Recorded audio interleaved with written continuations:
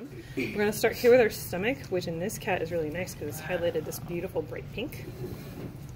So we've got where, I'm actually going to move some of this tissue around. We've got where the esophagus attaches here.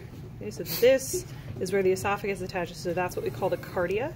This big bulge of stomach that goes kind of up and projects up towards the diaphragm, that's what we call the fundus. The main part of the stomach here is the body. Then we have this small tube, kind of this J shape of the stomach. This J part of it is going to be the pylorus.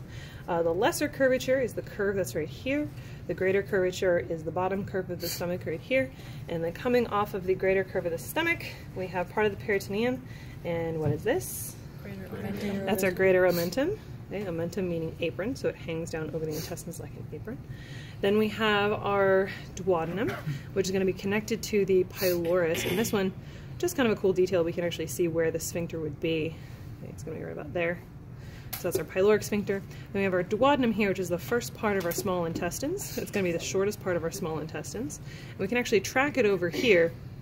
It's really neat that it's green right there. We'll come back to why that is. We're going to keep tracking the duodenum over here, and then under, and then here where the duodenum makes that really nice 180-degree turn. Going into the turn, it's the duodenum. Coming out of the turn, it's the jejunum. And then the rest of the intestines, we're going to have the top part, roughly, is the jejunum, bottom part is the ileum. So when we're looking at it straight on, okay, duodenum's over here, this is jejunum here, and this is ileum here. Why is this part of the duodenum green? Because it's full of bile. Yes, so that's where it connects to the what? Common bile duct. Common bile duct. Very good. So we're going to connect to the common bile duct, which is going to connect us to the gallbladder as well as the liver. So that's where bile is going to enter the small intestines. It's going to be right here. We actually just dumped a bunch of it in there, so that's why it's green. Large intestine, we're going to see going around the small intestine. So as we go here, we'll see that we go from small intestine here to this nice big pouch. Okay, and this big pouch is our cecum. And then in Katie's it's a little bit funny because it's kind of turned. Okay, so this big pouch is the cecum, then the ascending colon for us is going to be really short. So we're going to have ascending colon until right about there. This turn, it's hard to see, transverse, and then immediately into descending colon.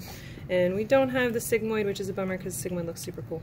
And then down here at the very end, the rectum, and then the anus. And then the other organs that we have in the kitty that we've already mentioned, this big one here is the what? Liver. That's the liver. And then the green pouch inside of it is the gallbladder. That's right here. We also have the spleen on this side, which for some reason is not on our list, so never mind. And then under the stomach, we've got this weird kind of lobby type organ. Oh, we can see it really well right there. This line right here. Pancreas.